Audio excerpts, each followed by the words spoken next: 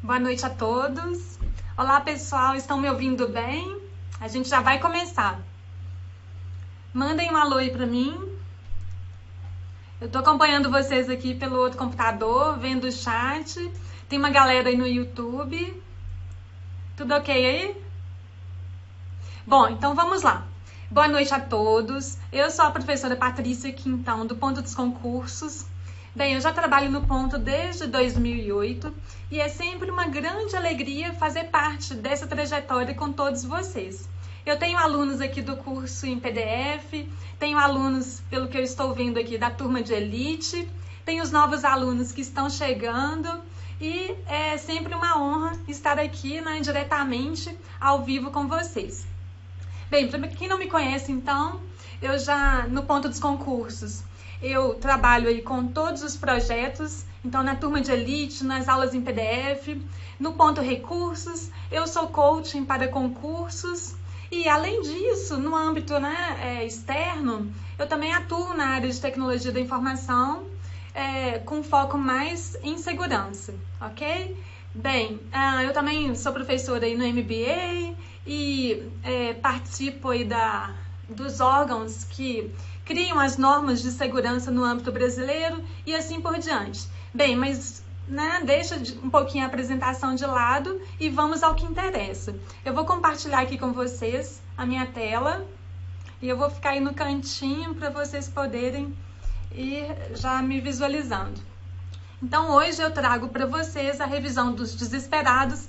O que é essa revisão? É uma revisão de última hora com aqueles pontos que são mais cobrados aí pela banca, tá? Então o objetivo não é esgotar todo o conteúdo da matéria, e sim aqueles bizus, que são aquelas dicas quentes para a prova. Então vocês me encontram no site aí do Ponto, eu coloquei o meu e-mail para vocês, patricia@pontodosconcursos.com.br. Então, como eu já falei, eu atuo também como coaching e eu coloquei para vocês os endereços das redes sociais. Eu espero vocês aí por lá também. Então, tem o endereço aí do Twitter, do Instagram e do Facebook. Tenho aí 2 livros publicados na área. O primeiro deles é com foco na Fundação Carlos Chagas. Esse livro hoje ele já se encontra na 3ª edição. Nós temos aí os capítulos de internet, a parte de Windows e o aplicativo Office que pode ser utilizado aí para esse certame. E um livro mais recente que é o de 1001 questões comentadas aí com foco mais na banca CESP. Esse livro aí já foi para a 2ª edição também. Outros livros estão aí nascendo. Em breve eu espero contar novidades para vocês. Então, no Ponto eu tenho aulas para o certame do TJ São Paulo em PDF. Nós participamos, eu também sou professora da turma de elite, voltada para esse certame. E agora nós estamos aí trazendo essa revisão dos desesperados, com aulas em vídeo e aquelas dicas mais quentes para a prova.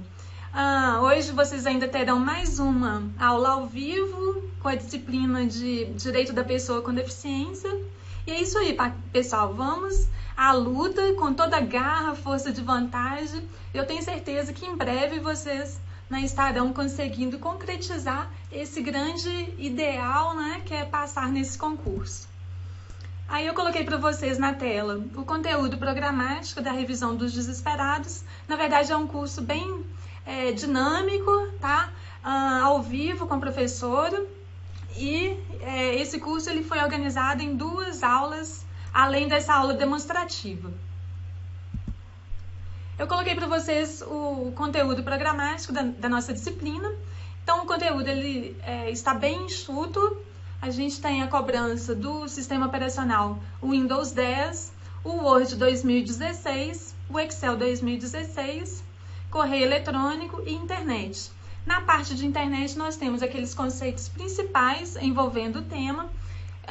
Por exemplo, a diferenciação entre internet, intranet, extranet, conceitos de URL, links, sites, busca e a navegação à internet. E aí, dentro dessa temática, é importante que a gente também saiba aqueles protocolos principais voltados no âmbito da internet.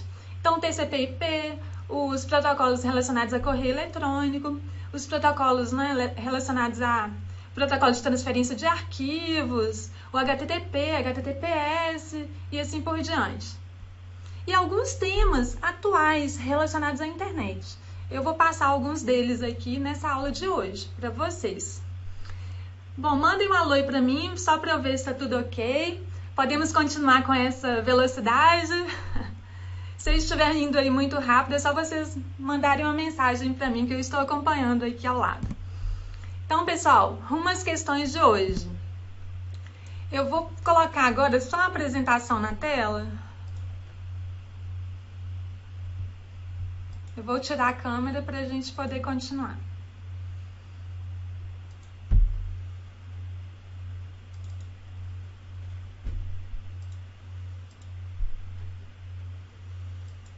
Pronto. Então vamos lá. A primeira questão é uma questão sobre o sistema operacional Windows 10. Vamos lá que eu passei um slide a mais aí. No sistema operacional Windows 10, em sua configuração padrão, eu vou colocar aqui a canetinha só para eu poder ir marcando os pontos principais do enunciado. Então ele fala do Windows 10 em sua configuração padrão. E nesse sistema operacional, um usuário clicou com o botão direito do mouse em um espaço livre da área de trabalho. E a seguinte lista de opções surgiu na tela. Bem, então esse tipo de questão está vindo aí com bastante frequência nas últimas provas da banca. A banca executa determinados passos e ela pergunta o que irá acontecer em seguida, no cenário dado. Então, nesse caso, o usuário ele clicou então com o botão direito do mouse na área de trabalho do Windows 10 e aí ela quer saber o que vai acontecer. Esse usuário deseja criar um atalho para um arquivo na área de trabalho. Para isso, ele deve clicar em. Então, pessoal, a melhor forma de memorizar é fazendo na prática. Então, se você tem o Windows 10 aí na sua máquina, ok. Se não tiver, eu vou... no nosso material a gente tem um caminho aí passo a passo. Então eu vou demonstrar aqui para vocês. Ao clicar com o botão direito, nós temos um menu de contexto. Esse menu de contexto, ele apresenta diversas opções. Exibir, classificar por, você pode atualizar, colar atalho, desfazer, excluir, propriedades gráficas, opções gráficas, e aí nós temos a opção desejada pela banca nessa questão. Então, para criar um atalho na área de trabalho, observem, pessoal, a gente tem diferença entre a área de trabalho e a área de transferência. Às vezes nós temos pegadinha aí na prova com relação a esses dois ambientes que são distintos. Aqui a banca citou a área de trabalho. Então, eu vou clicar com o botão direito, novo, atalho. Então, eu selecionei atalho na lista de opções que surgiu na tela e, em seguida, o usuário ele vai seguir as orientações na janela Criar Atalho. Simples assim, foi isso aí o que a banca quis cobrar aí de vocês nessa questão. Então, eu vou aqui cancelar e vamos retornar para a exibição da questão. Então, a letra E é a resposta. Novo atalho e na lista que surge na tela ele vai seguir as opções para criar um atalho. A questão seguinte, no sistema operacional Windows 10, em sua configuração padrão, um usuário aciona o explorador de arquivos. Bem, o explorador de arquivos no Windows 10 é o antigo Windows Explorer, que nós tínhamos nas versões anteriores. Então, o usuário ele seleciona um arquivo e pressiona a tecla F3. Em seguida, as propriedades do arquivo serão exibidas? A ajuda do Windows 10 será ativada? Não. O arquivo será deletado definitivamente? Não. O cursor será colocado no campo de busca das ferramentas de pesquisa? Ok. Vocês querem ver? Então, vamos lá. Eu vou aqui agora... Então, eu vou selecionar, vou clicar em um determinado arquivo.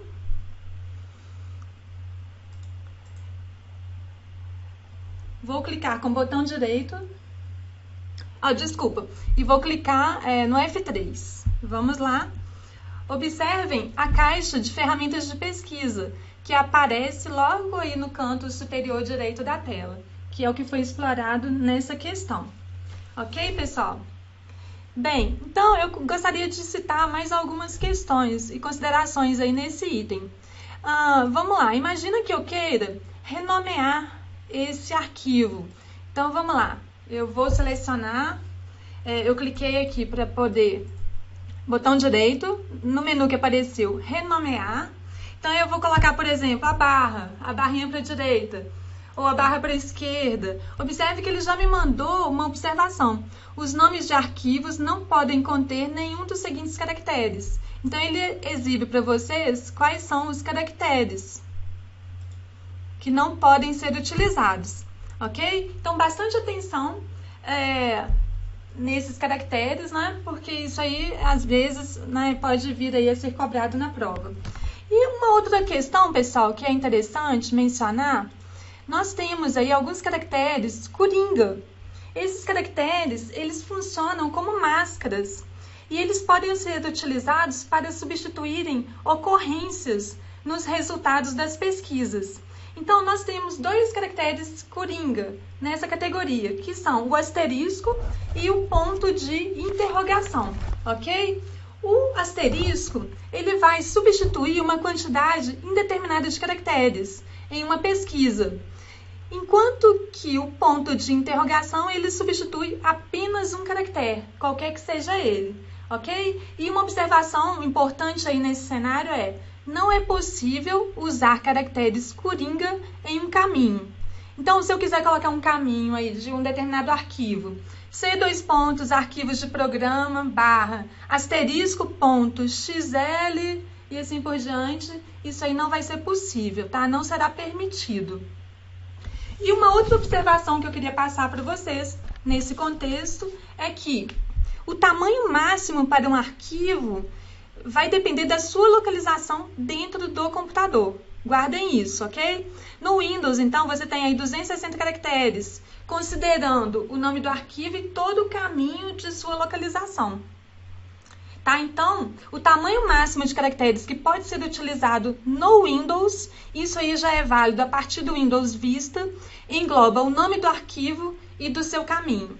Tá? Isso também já foi cobrado aí pela banca em alguns momentos e é importante aí que vocês memorizem esses elementos.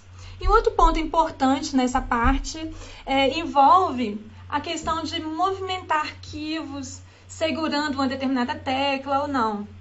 Então, eu passo aí diversas dicas para vocês no material. Mas guardem o seguinte, se você arrastar um arquivo sem segurar nenhuma tecla, você vai mover se a origem e o destino estiverem na mesma unidade do disco. E será copiar se a origem e destino estiverem em unidades diferentes. Tá, pessoal? Fica aí as dicas dessa parte aí da matéria. Na aula seguinte, a gente vai encontrar aí outras dicas interessantes para vocês. Ok? Então, voltando aí à questão, a resposta é a letra D e vamos seguir adiante. A planilha eletrônica é um tipo de programa de computador que utiliza tabelas para a realização de cálculos ou apresentação de dados. São considerados componentes de uma planilha eletrônica.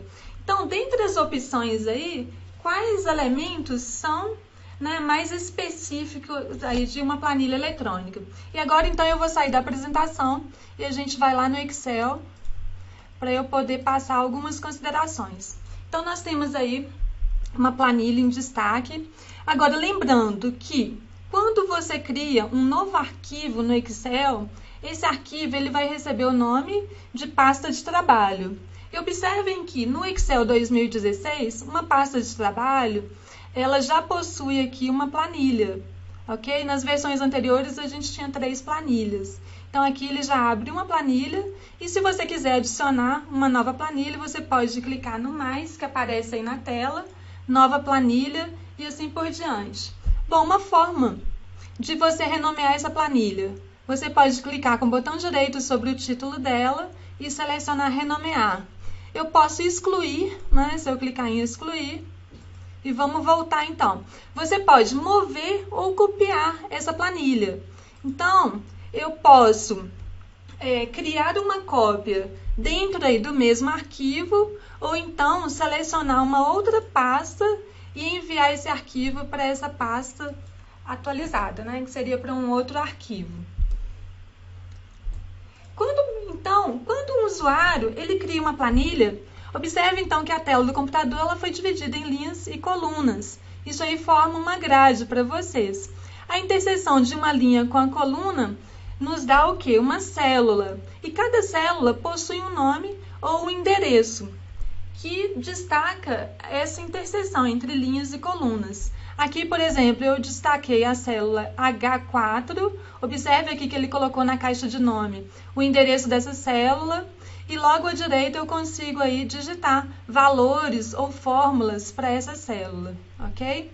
Então, se eu colocar, por exemplo, 9, ou se eu quiser colocar na célula seguinte, igual H4, por exemplo. Agora eu quero colocar uma fórmula, igual a soma desses dois valores. Eu posso selecionar os dois valores, destacar o intervalo desejado para a soma. Esse intervalo ele é fornecido como argumentos dessa função. Eu clico em OK e o sistema já vai exibir o resultado. Bem, olha só, nessa parte aí, eu vou destacar isso aqui em verde.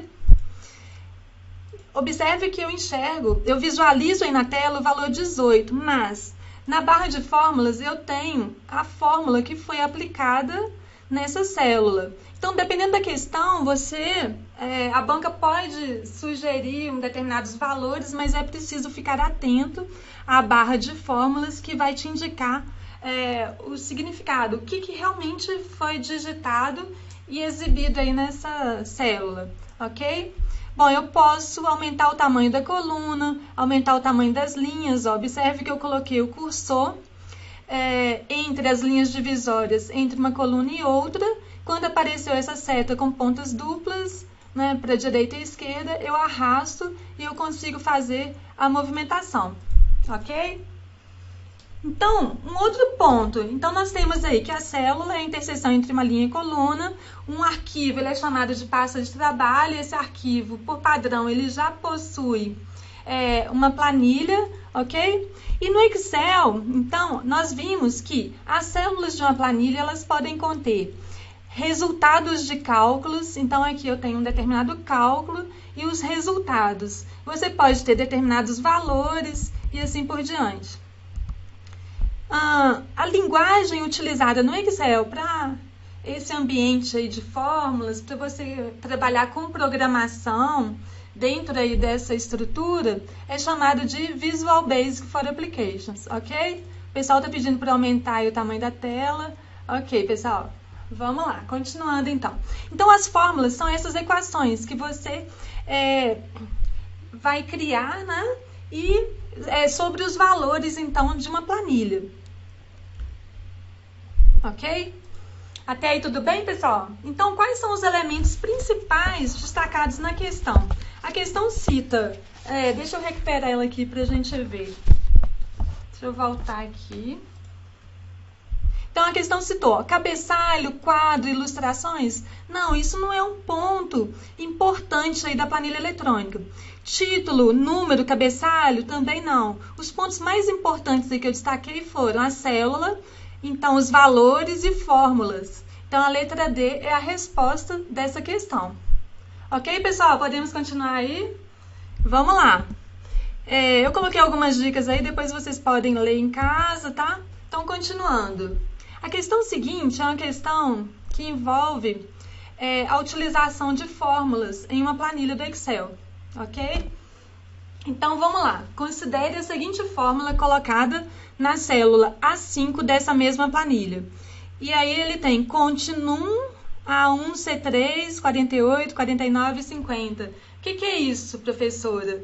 Tá, vamos lá. Eu vou fazer na prática aqui com vocês.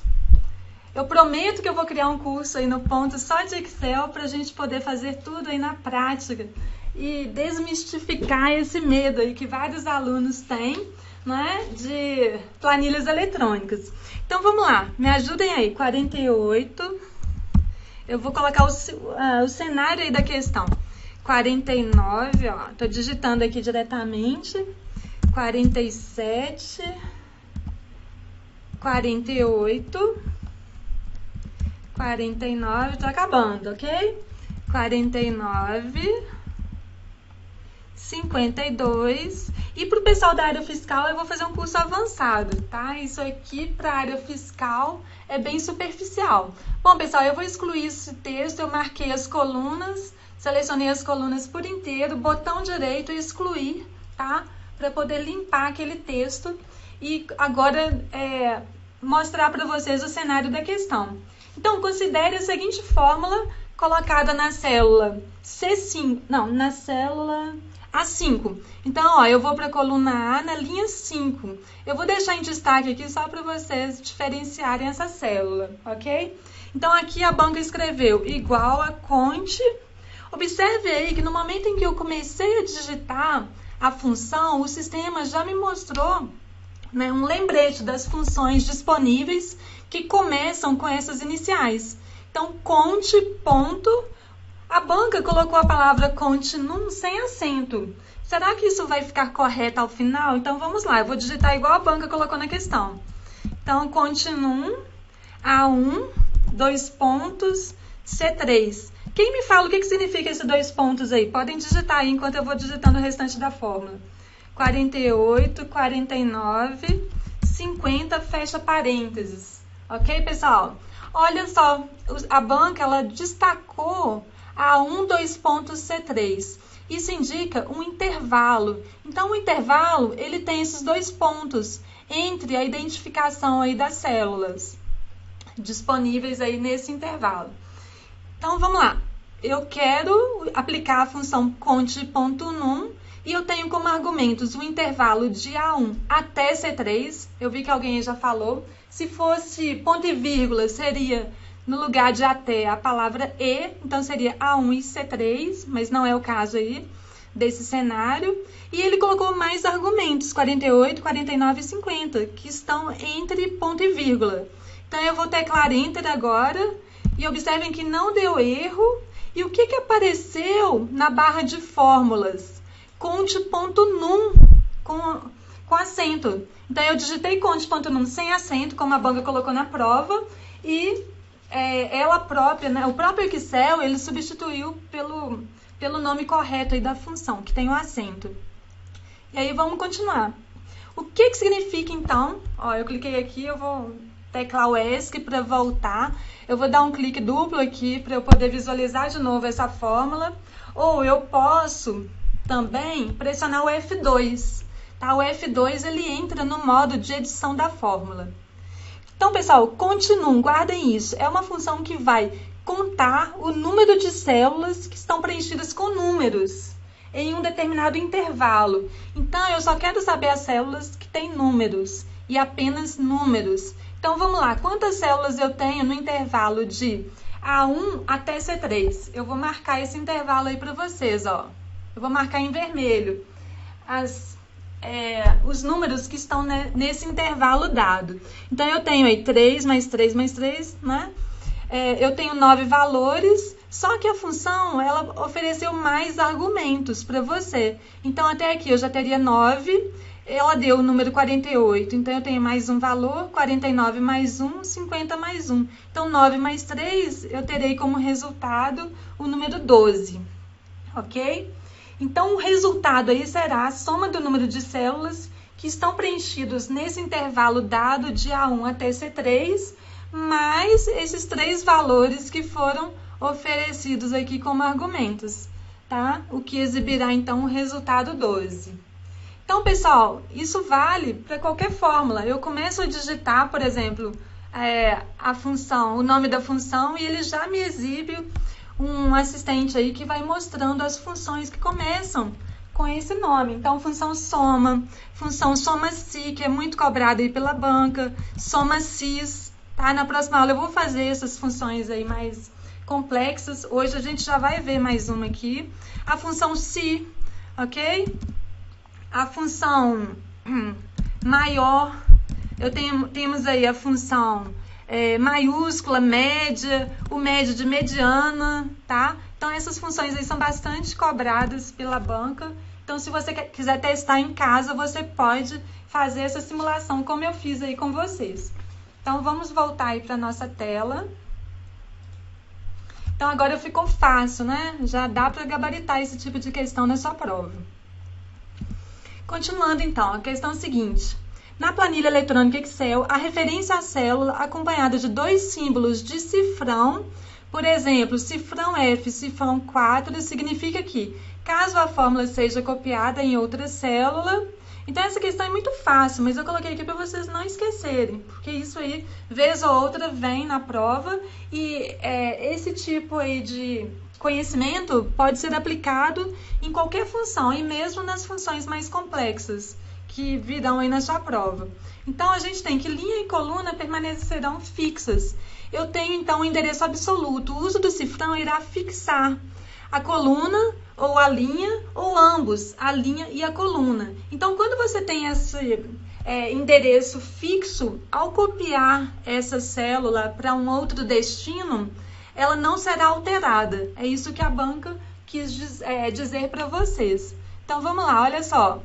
Eu tenho aqui igual cifrão a cifrão 1.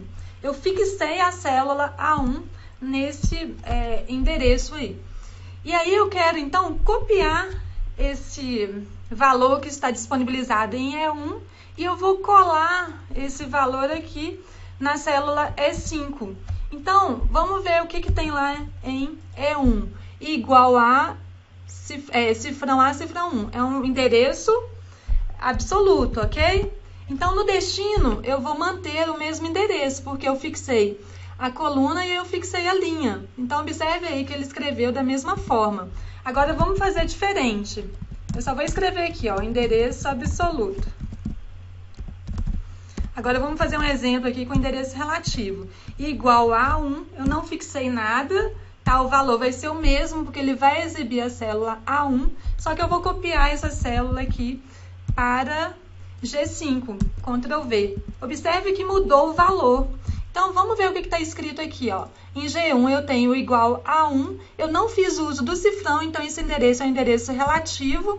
Ao copiar o valor que está em G1 para a célula G5, eu permaneci na mesma coluna e eu fiz um deslocamento de quantas linhas? Ó, 1, 2, 3, mais 4 linhas, tá? Então, aqui ele vai colocar o endereço, ele vai colocar A, porque eu não tive movimentação de colunas, e ele vai fazer o deslocamento da linha 1 para a linha 5, então ele vai acrescentar mais 4 valores no 1, então isso vira A5 aí para vocês. Então, isso aí foi uma visão rápida, tá? De endereçamento absoluto e relativo. Isso aí precisa ser bem entendido aí na prova de vocês, porque essa banca gosta bastante desses conceitos. Então, continuando aí, letra D, a resposta. Eu só estou aí acrescentando, ampliando o nível de conhecimento com relação ao Excel. Então, a questão é a seguinte.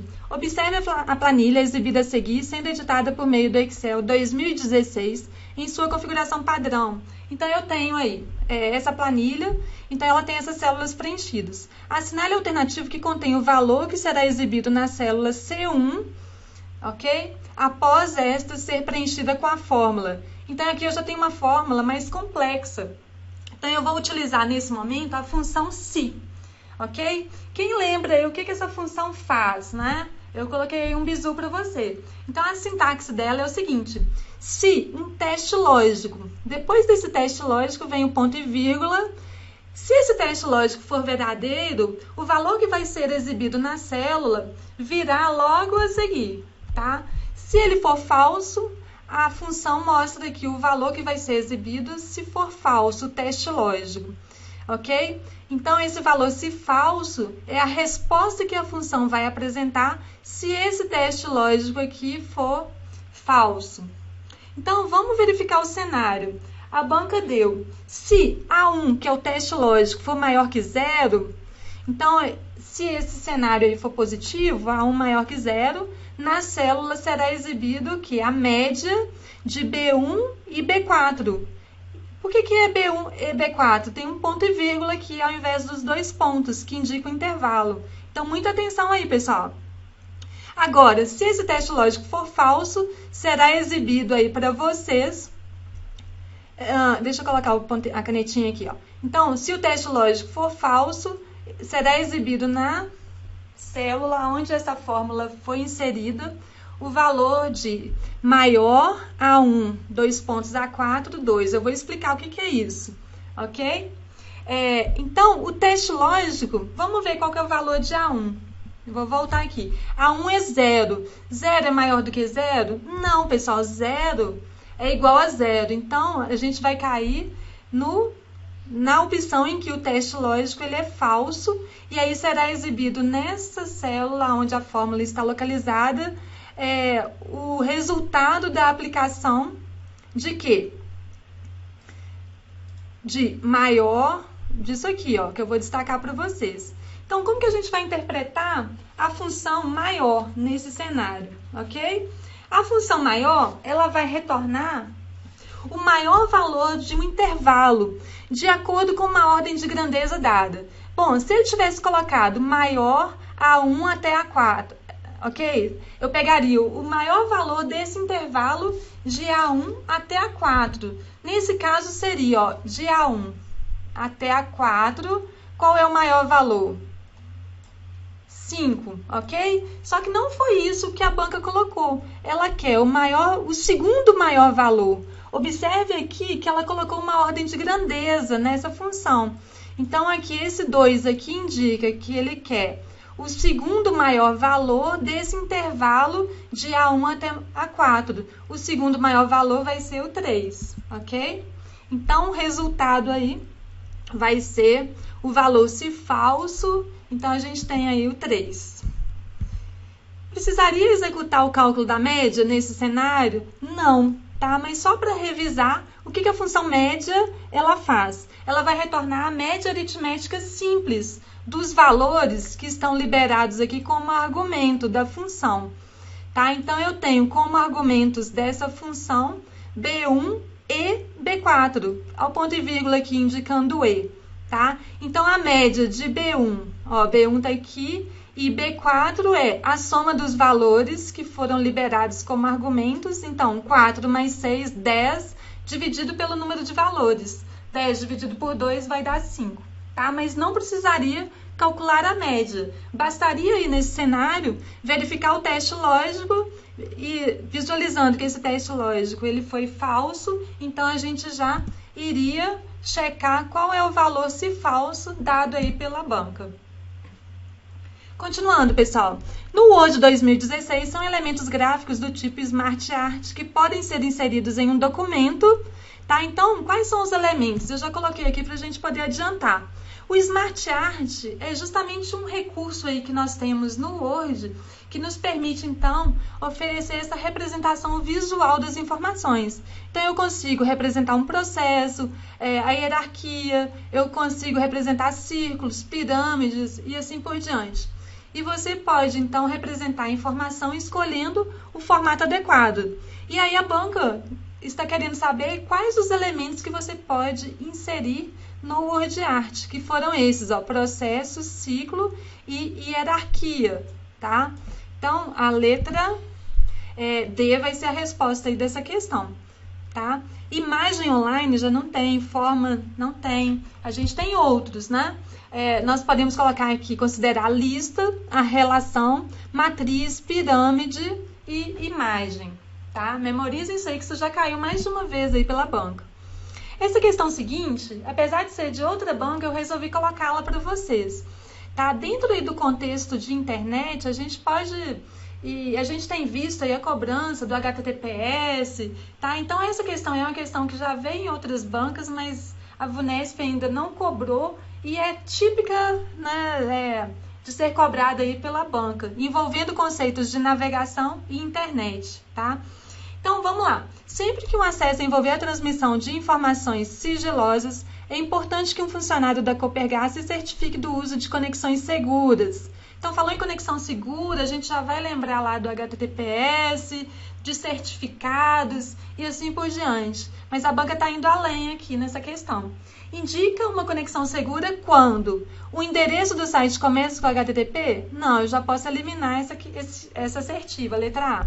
O endereço do site não começa com www. Isso indica que o protocolo de segurança foi omitido por se tratar de uma conexão segura. Nada a ver, não é, pessoal?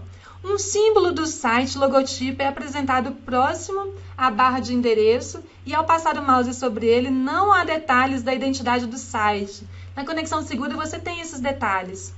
Bom, tem alguém me perguntando aí no chat sobre a função NOT. Nós vamos fazer aí na próxima aula algumas questões com as funções mais complexas e a gente vai utilizar aí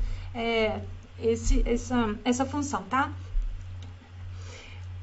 Apenas o desenho de uma chave é mostrado na barra de endereço e ao clicar sobre ele o nome exibindo, apenas, ó, tá errado aqui. A barra de endereço e recortes são apresentados na cor verde e há o nome do proprietário do site, indicando se tratar de uma conexão EVSSL muito segura, como também é o HTTPS.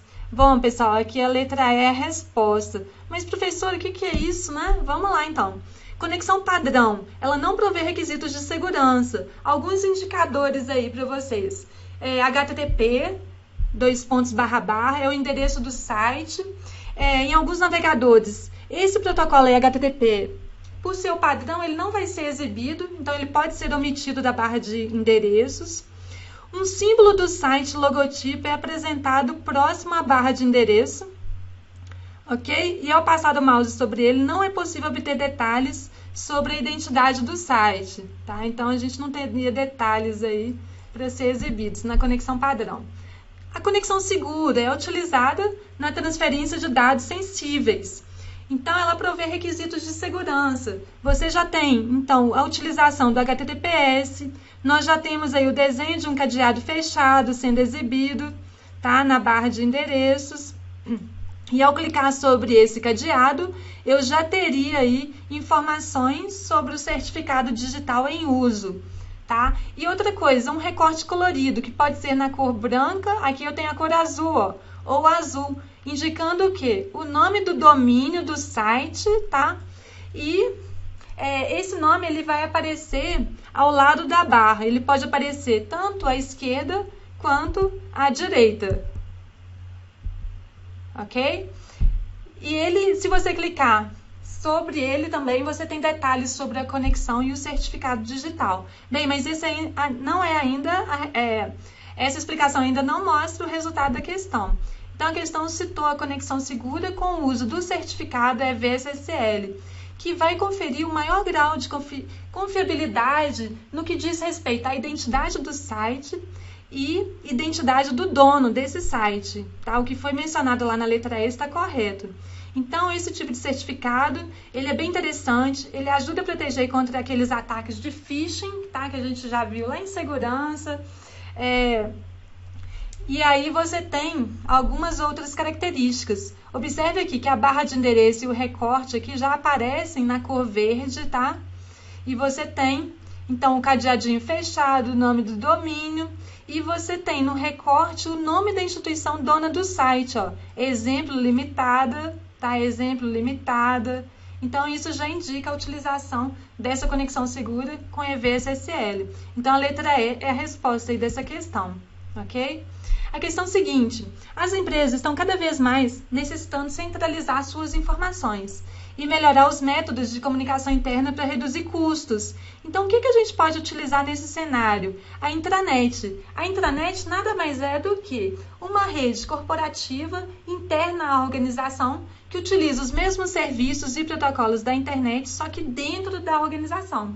E eu quero que vocês olhem depois essa tabela que eu coloquei para vocês, identificando quais são os usuários da internet, da intranet e da extranet, qual é o público que vai, né, o acesso em cada um desses ambientes. Lembrando que no caso da intranet o acesso é restrito a um certo público, por exemplo, os funcionários da empresa, e na extranet o acesso já é restrito a clientes, parceiros e ou fornecedores devidamente autorizados. Então, continuando na questão, a intranet pode permitir isso, porém a principal diferença entre ambas é que a intranet ela é restrita a um certo público, por exemplo, os colaboradores. Nesse caso, os colaboradores podem acessá-la com um nome de usuário e senha devidamente validados. Geralmente, este acesso é feito em um servidor. Que servidor? É um servidor da rede local da empresa, tá? Então, a letra E é a resposta. Continuando aí na parte de navegadores, da matéria que vai ser cobrada no TJ. Cookies utilizados pelos navegadores web são listas com endereços de sites com conteúdos impróprios? Nada a ver, pessoal. Pequenas listas contendo os sites e endereços visitados anteriormente? Não, né? Arquivos temporários? Bom, arquivos temporários já poderia ser, como páginas, imagens, vídeos. Não, né? Tá errado. Pequenos arquivos de texto que os sites gravam no computador do usuário. Ok, ó. Arquivos de texto pequeno que o site grava no computador do usuário e que são utilizados geralmente para guardar suas preferências de navegação. Perfeito esse conceito aí para vocês memorizarem.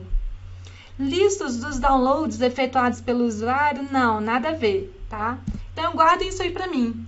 Cookies são arquivos textos que o site cria e ele salva na máquina do usuário para guardar informações de navegação desse usuário. Então, não se surpreendam quando você vai acessar um determinado site e ele te cumprimenta pelo nome, e ele sabe quantas vezes você visitou, que tipo de pesquisas que você fez, né, recentemente.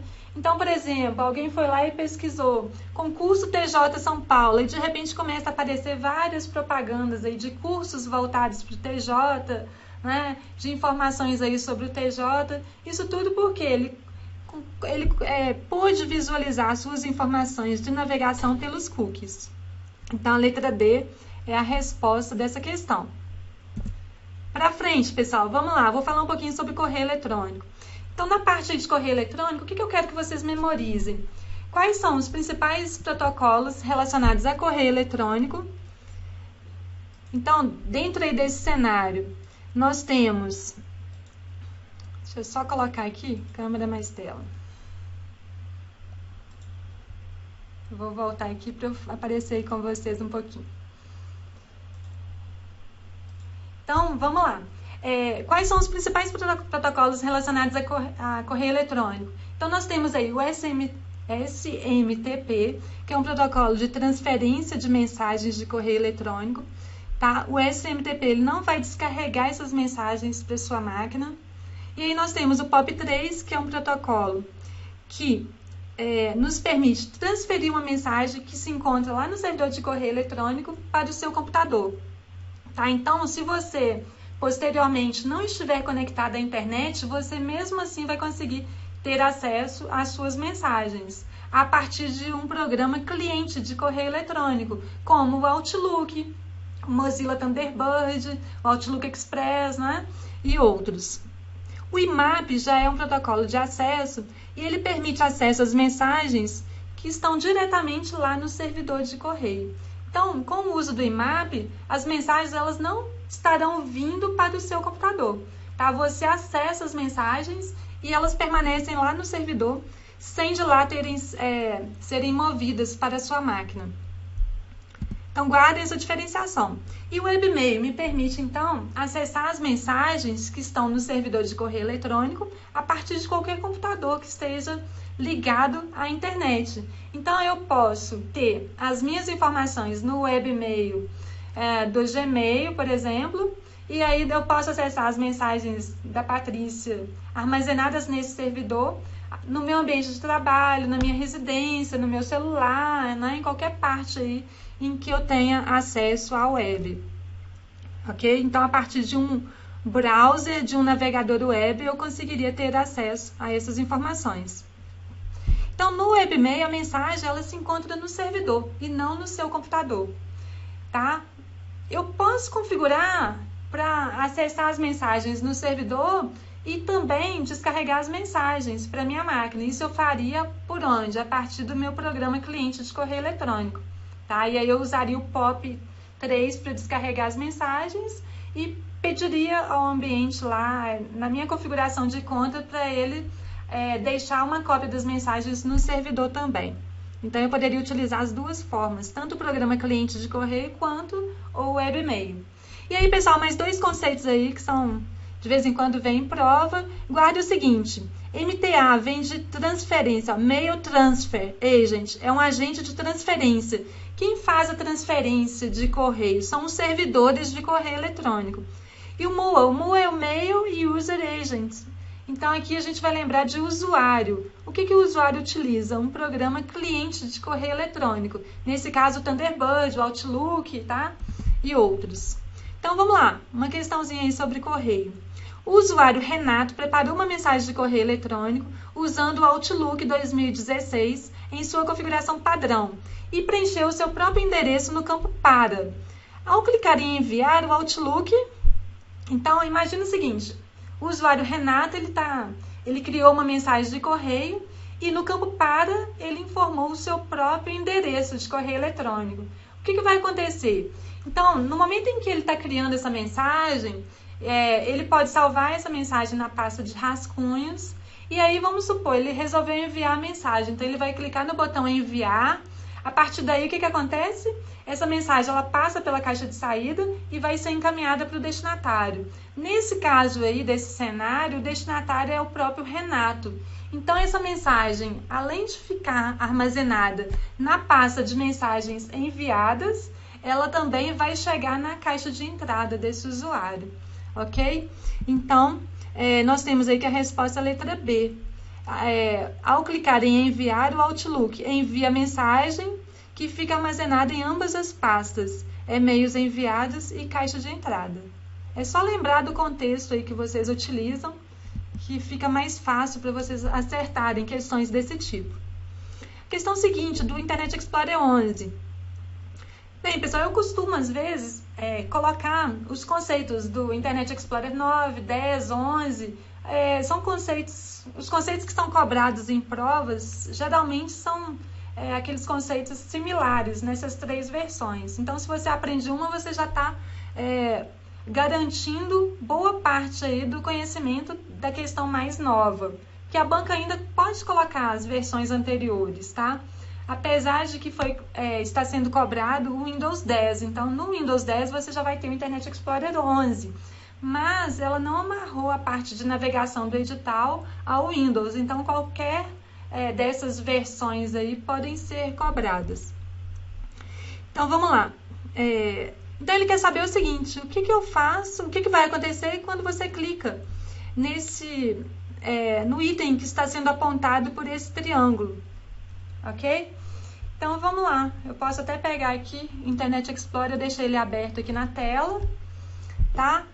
Você tem aqui, então, eu abri uma aba com o site do ponto dos concursos. À direita você tem esse desenho que foi destacado na questão, que nos ilustra uma nova guia, tá? Eu posso também acessar essa nova guia com a tecla de atalho Ctrl T, tá? Eu acabei de clicar aqui na tecla de atalho e aí já vai aparecer para vocês. Então, é simples aí o que foi cobrado. E a gente vai estar vendo aí as diversas opções, segurança. Eu vou falar mais sobre os navegadores na próxima aula de revisão. Então, aqui, a letra C, uma nova aba será aberta. Continuando, assinale a alternativa que contém um intervalo de impressão de páginas válido no Internet Explorer 11. Geralmente a gente imprime uma página, ou você pode imprimir um intervalo, né? Eu represento o intervalo com um tracinho de menos aqui, 5 a 12 seria a representação de um intervalo. Deixa eu colocar a canetinha aqui, ó. Só que eu não utilizo, no caso do Internet Explorer, o ponto e vírgula para separar as páginas de intervalos e assim por diante, tá? Então, eu teria aqui, essa opção aqui está até errada, 1, 3, 5, 12. A gente não utiliza para separar os intervalos aqui, o ponto e vírgula, tá? A resposta aqui, aqui seria uma vírgula, eu digitei errado. Então, seria 1, 3,512. Tá? Que seria a resposta correta.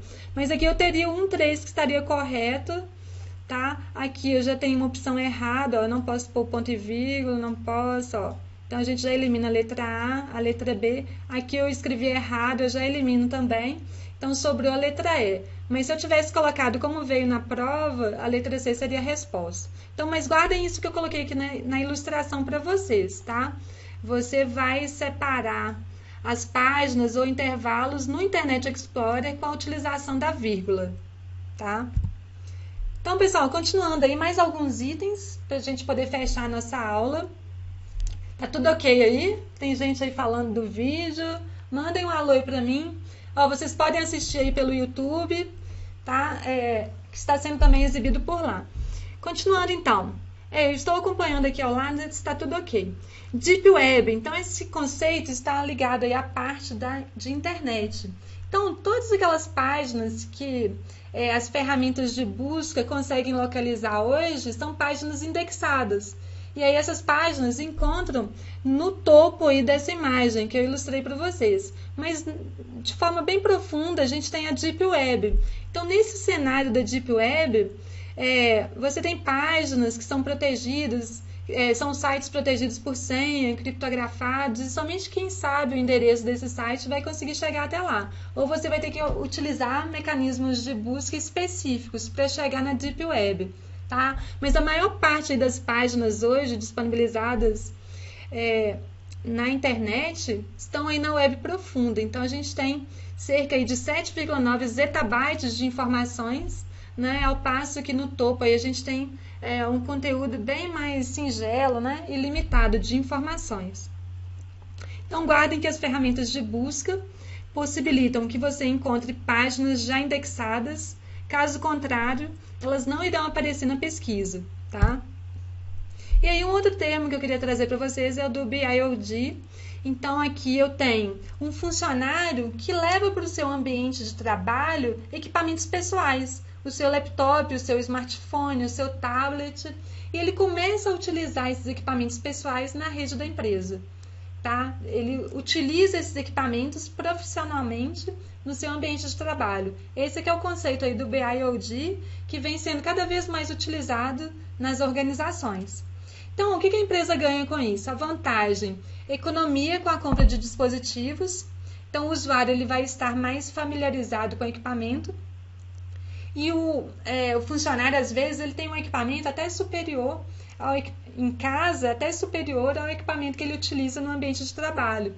Então, a empresa ganha com relação a essa questão. Mas a gente tem alguns riscos por parte da empresa. Então, o funcionário ele pode inserir informações confidenciais nesse equipamento e esse equipamento ser levado para a casa do funcionário, sendo acessado aí por filhos e outras pessoas sem autorização. E outra questão é o funcionário levar para dentro do ambiente de trabalho equipamentos contaminados por códigos maliciosos, por ransomware, né? E outros que podem vir a surgir, tá? Então, pessoal, a gente tem aí cenários, né? Esse tipo de cenário é cada vez mais recorrente na empresa e lá, como profissional de segurança, a gente já vem estabelecendo políticas para essa utilização nesse contexto. E um outro item aí seria o IoT, que é a internet das coisas. Então, a gente visualiza cada vez mais dispositivos com sensores, captando aspectos do mundo real, né? Sensores de presença, sensores de umidade, temperatura, e esses sensores enviam as informações às centrais que irão recebê-las, tá? E utilizá-las de maneira inteligente.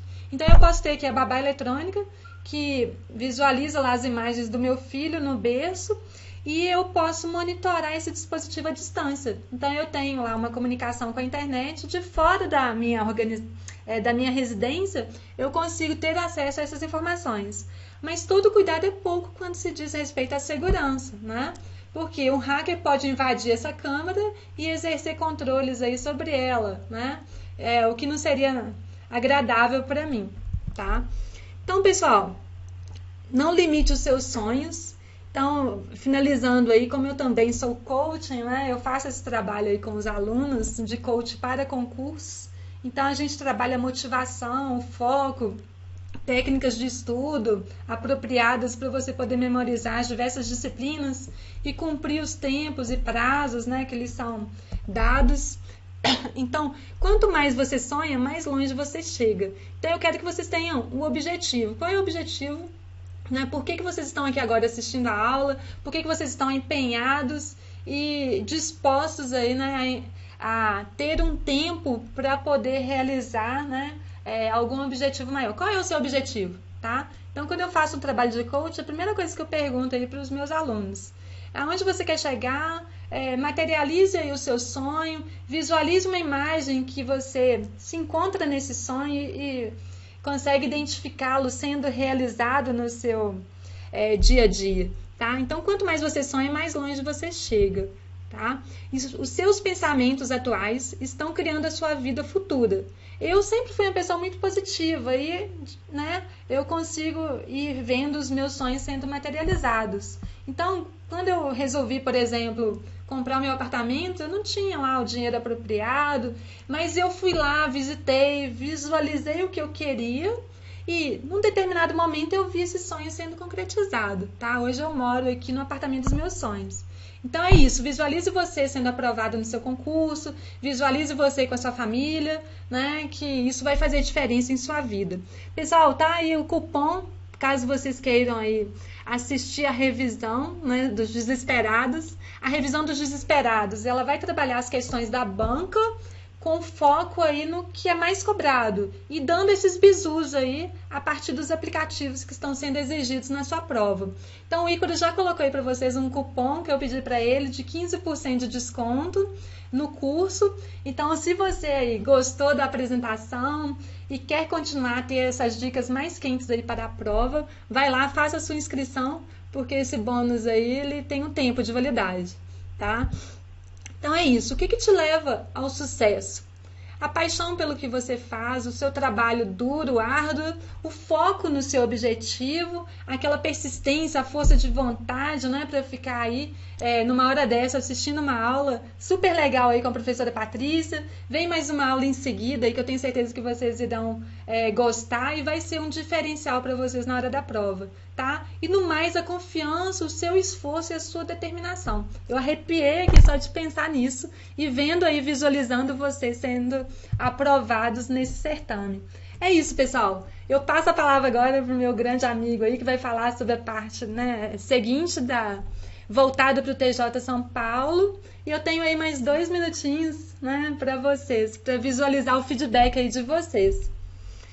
Então aproveitem, no nosso caso a gente vai ter mais 2 aulas da revisão dos desesperados e essas aulas serão diretamente online, né, ao vivo aí comigo, passando aquelas dicas mais quentes para a prova. Se você quer um material completo, com todo o conteúdo, aí vai lá na Turma de Elite, vai nos nossos cursos em PDF, que você vai ter todo o ferramental por lá. É isso, pessoal. Deixa eu ver aqui, então, no finalzinho aí, mais 1 minutinho. Mandem o feedback aí para mim, esse feedback é de grande valia, para que nós estejamos sempre antenados, né, e alinhados aí no decorrer das apresentações de todo o curso. Gostaram aí desse tipo de apresentação? Eu prometo aí trazer mais aulas ao vivo para vocês, no ponto. Ok, a Poliana já viu o retorno dela, Sueli. Vamos lá, as próximas aulas, Nana, eu coloquei aí no slide, lá no início, a data aí das próximas aulas, tá? A gente tem mais 2 aulas aí antes da prova, bem na véspera da prova. Ok, Sueli, obrigada aí pelo feedback. Vamos lá, a Nana, o Marco Aurélio, tem alguém aí de Minas? Eu nem sei de onde vocês estão. A gente tem 1 minutinho aí para conhecer mais vocês. As próximas revisões são gratuitas? Não, as próximas serão para os alunos matriculados na revisão dos desesperados, tá? Então, deixa eu pegar aqui, eu vou mostrar o link para vocês. Então, a gente tem aqui, eu vou colocar na tela aqui, ó, revisão dos desesperados. A gente tem todos os informática, o direito da pessoa com deficiência, normas da corregedoria. Então, você pode escolher qual é a disciplina que te interessa e aí se matricular nessa disciplina para a sua revisão.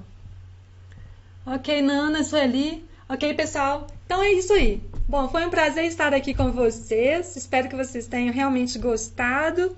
E nos vemos, então, né, nos vemos aí nas demais aulas e nos projetos vindouros aí do ponto. Ok, pessoal? Um grande abraço e até a próxima aula. Olha só, eu vi um aluno aí, ó. Estou de Maripá e já estudei com você em Juiz de Fora. Olha o Marco Aurélio aí, que foi meu aluno em Juiz de Fora. Hoje eu moro em Belo Horizonte e eu trabalho aí com os alunos, né? Brasil afora, tá? Então é sempre um prazer revê-los e saber que vocês estão confiando aí novamente no nosso trabalho e que ele seja um diferencial para a sua aprovação. Valeu, Marco. Um grande abraço então, pessoal. Até a próxima.